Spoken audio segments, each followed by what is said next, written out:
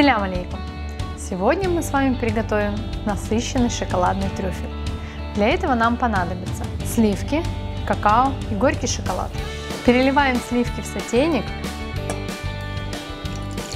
и добавляем 1/3 часть какао. Тщательно все вымешиваем и ставим на плиту. Нагреваем нашу смесь примерно до 70 градусов, добавляем оставшуюся часть какао и все очень тщательно вымешиваем. Теперь добавляем шоколад.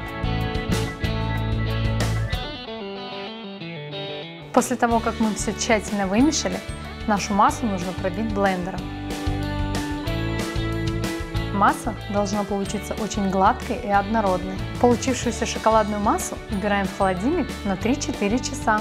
Для того, чтобы шоколадная масса не заветривалась и не высыхала, ее нужно накрыть пищевой пленкой.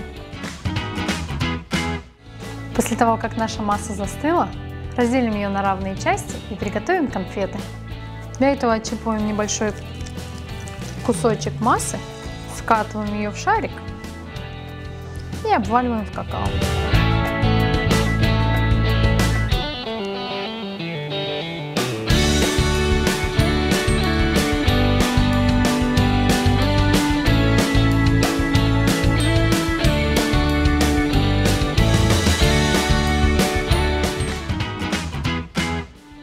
Наши конфеты готовы.